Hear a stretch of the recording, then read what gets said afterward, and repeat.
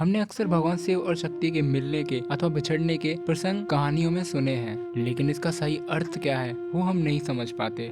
सनातन धर्म की यही विशेषता है कि वो कॉम्प्लेक्स से कॉम्प्लेक्स कॉन्सेप्ट को कहानियों के माध्यम से, स्टोरी टेलिंग के माध्यम से हमें बता देते हैं, लेकिन हम मूड लोग उन कहानियों का सही अर्थ नहीं समझ पाते। शिव और शक्ति के मिलन का ये कॉन्सेप्ट बहुत यूनिक है। कैसे ये यूनियन, ये मिलन दुनिया का सबसे बड़ा मिलन है, वो आज हम समझेंगे। The union of Shiva and शक्ति, शिव और शक्ति का मिलन।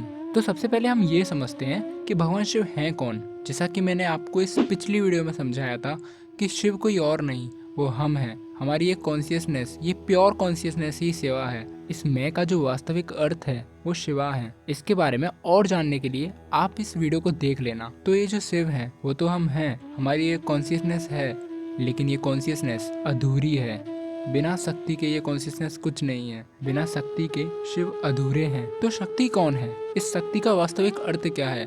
शक्ति को सनातन धर्म में पार्वती बोला जाता है। तो शक्ति वो है जो इस दुनिया को चला रही है। पानी बह तो रहा है, पर उसमें शक्ति कहाँ से आई कि वो बह रहा है? हवा चल रही है, ये भी किसी शक्ति के द्वारा ही चल रही है। आप, मैं, या दुनिया में जो कुछ भी हो रहा है वो शक्ति के माध्यम से ही हो रहा है। एनर्जी जो कि ना तो कभी बनाई जा सकती, ना कभी डिस्ट्रॉय की जा सकती, वही शक्ति है। तो ओवरऑल मतलब ये है कि शिवा इस कॉन्शियसनेस एंड शक्ति इस एनर्जी। तो अब हम समझते हैं इस कॉन्शियसनेस और एनर्जी, शिव और शक्ति का मिलन कैसे होता है। तो हर ह्यूमन में 7 चक्र होते हैं। होते तो बहुत सारे चक्र हैं, लेकिन उनमें से 7 चक्र प्रधान होते हैं। तो उन चक्रों में जो सबसे निचला चक्र है, यानी कि मूल आधार चक्र, उसमें हमारी शक्ति स्थापित होती है, यानी हमारी शक्ति वहीं काम करती है। ज्यादातर लोग उस शक्ति को कभी मूलाधार से ऊपर जाने ही नहीं देते। और जो शिव हैं वो सहस्रार में वास करते हैं। सहस्रार सबसे ऊपर वाला चक्र है, 7वां चक्र, जो कि हमारे शरीर में नहीं, शरीर से थोड़ा ऊपर होता है। तो नॉर्मली शिव और शक्ति मोस्ट ऑफ द ह्यूमंस में सेपरेट होते हैं। शक्ति सबसे निचले चक्र में वास करती है और शिव सहस्रार में। तो हमारा गोल होता है शिव और शक्ति का यूनियन कराना, उनके सेपरेशन को खत्म करना, शक्ति को शिव तक पहुंचाना।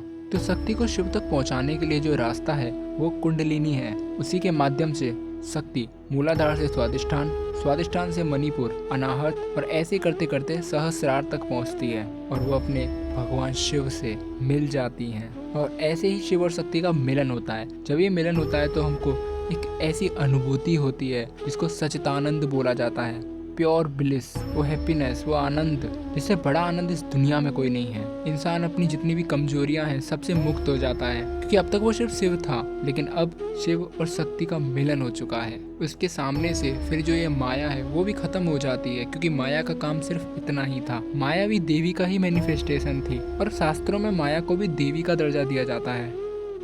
और फिर जो ये प्रकृति है वो पुरुष से मिल जाती है। आपके सामने जो कुछ भी होता है वो आप अपने अंदर अनुभव करने लग जाते हो। आप और ये प्रकृति एक हो जाती है। इसी मिलन को, इसी यूनियन को हम लोग शिवलिंग से दर्शाते हैं। शिवलिंग का लोगों ने बहुत गलत मतलब निकाल रखा है, लेकिन जो शिवलिंग का सत्य मतलब है, जो लिटरल मीनिंग है, वो यही है, शिव और शक्ति का मिलन, और उसकी ही हम पूजा करते हैं। भगवान शिव को जैसा आपने देखा है, जैसा इमेजेस में हमने देखा है, वो अधूरे लगते हैं, लेकिन जब उनको शिवलिंग के द्वारा पूजा जाता है, क्योंकि तब शिव और शक्ति का मिलन हो चुका होता है। इसलिए शिवलिंग इतने पवित्र होते हैं। अब हम शक्ति को मूलाधार से सहस्रार तक कैसे ले जाएं? इसके लिए हमें क्या करना पड़ेगा? इंटरनेट में लाखों वीडियोस हैं जो आपको मैनिपुलेट करती हैं। कुंडलिनी अवेकनिंग के नाम पर कोर्स बेचे जा रहे हैं। मैं डेफिनेटली आपसे कह सकता हूँ कि कोई भी कोर्स या यूट्यूब वीडियो आपको कुंडलिनी अवेकनिंग नहीं करा सकती। उसके लिए आपको खुद प्रयास करना पड़ेगा। विज्ञान भैरव तंत्र, जो कि भगवान शिव और पार्वती की कन्वर्जेशन है, आप उसको खुद पढ़िए। उसमें बहुत सारी मेडिटेशंस लिखी हुई हैं। पहले आप उस शास्त्र को पूरा पढ़ लीजिए, उसके बाद अपने मन से कोई भी मेडिटेशन चूज कीजिए और उसको पूर्ण निष्ठा से फॉलो कीजिए, कंसिस्टेंसी के साथ। बिना कंसिस्टेंसी के ये अनुभव कभी नहीं कर पाएंगे। कहानियों में हमने अक्सर ये देखा है कि जब शिव और शक्ति अलग हो जाते हैं तो पूरी दुनिया, देवता, गंधर्व, एवं भगवान विष्णु, सब के सब मिलके शिव और शक्ति को एक करने में लग जाते हैं। तो आप भी चिंता मत कीजिए, जब आप ये करेंगे तो ये प्रकृति आपका साथ देगी, सब आपका साथ देने लग जाएंगे। बस आपको हार नहीं माननी, आपको उसको निरंतर करना पड़ेगा। उस मेडिटेशन को जो आपने खुद चूज की है। साथ साथ आप योग भी कर सकते हैं। एंड ये हमेशा याद रखना, हम सीकर्स हैं, बिलीवर्स नहीं। आप किसी पर भी अंधविश्वास ना कीजिए, खुद ट्राई कीजिए, खुद के एक्सपीरियंस लेवल पे जानिए, तब उस पर बिलीव कीजिए। मैं आपसे कभी किसी और वीडियो में मिलता हूँ, तब तक के लिए राधे राधे।